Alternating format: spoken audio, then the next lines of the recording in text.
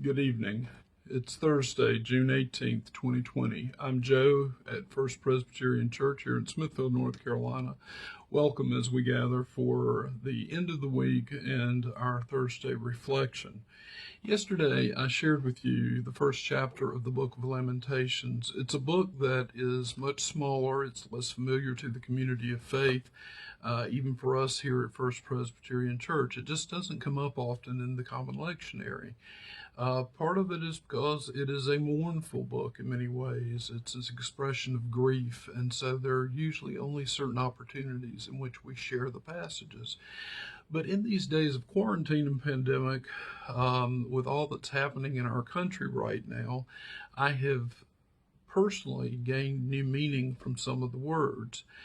In just a simple breakdown about the book, is it consists really of only 5 poems. In the first chapter that I shared yesterday, the city of Jerusalem sits and is depicted as a desolate, weeping widow who has lost her children, the children who have been sent into exile, where things are no longer the way they were. The second chapter is a connection from traditionally attributed to the prophet Jeremiah, that he is lamenting the national sins of his people and their country and how things have fallen apart.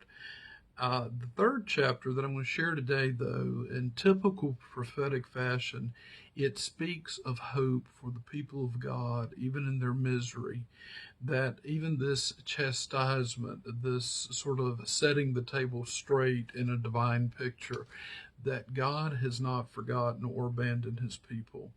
So I'd like to share with you from the third chapter of Lamentations, beginning at verse 17, a little bit of this hope for the end of our week tonight. My soul is bereft of peace. I have forgotten what happiness is. So I say, gone is my glory and all that I had hoped for from the Lord.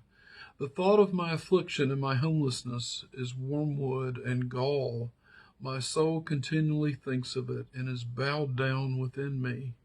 But this I call to mind, and therefore I have hope.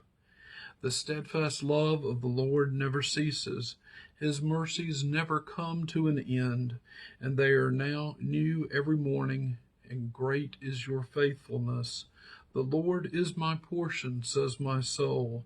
Therefore I will hope in him. The Lord is good to those who wait for him, to the soul that seeks him. It is good that one should wait quietly for the salvation of the Lord. It is good for one to bear the yoke in youth, to sit alone in silence when the Lord has imposed it, to put one's mouth to the dust. There may yet be hope, to give one's cheek to the smiter and be filled with insults. For the Lord will not reject forever. Although he causes grief, he will have compassion according to the abundance of his steadfast love. For he does not willingly afflict or grieve anyone. This is the word of the Lord. Thanks be to God. Now, there's a lot in this passage that really, for many of us, would be a theological conundrum, especially in the complex world we live. But that last verse is so reassuring. The Lord does not willingly afflict or grieve anyone. And to me personally, that comes as a great comfort. Today, I conducted a graveside service for a woman who, in her own right, was a memorable trailblazer.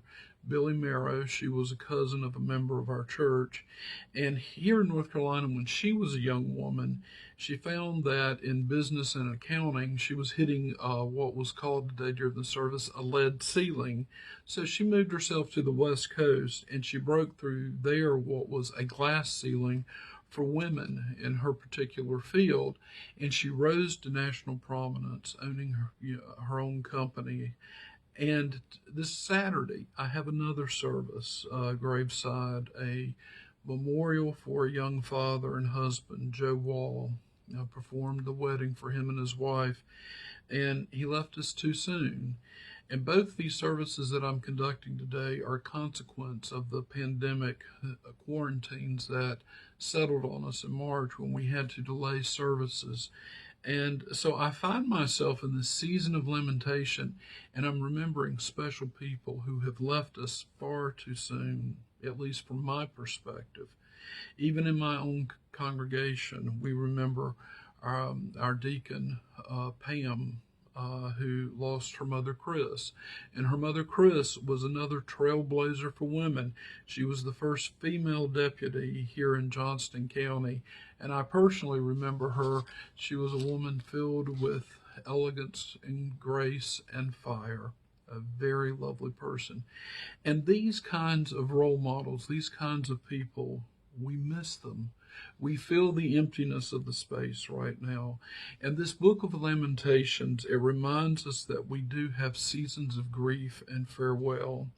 This coming Father's Day weekend, for many, it can be a poignant reminder of the loss of the role models that we need and have needed in the past, but so desperately now.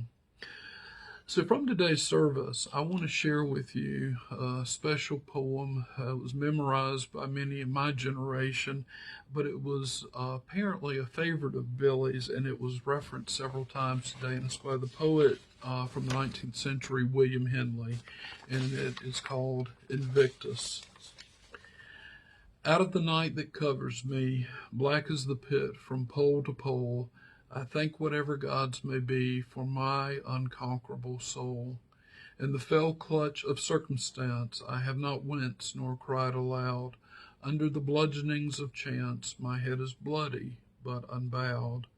Beyond this place of wrath and tears looms but the horror of the shade, and yet the menace of the years finds and shall find me unafraid. It matters not how strait the gate, how charged with punishments the scroll. I am the master of my fate. I am the captain of my soul.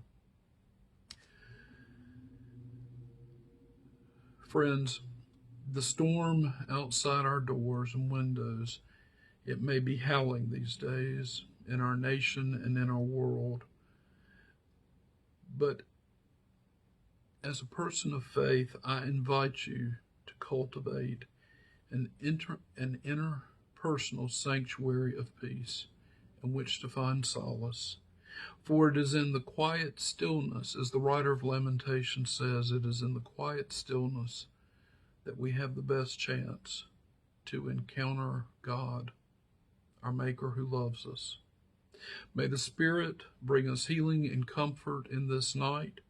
The light and love of Christ watch over us all, and the peace of God be with us. Until we meet again, good night.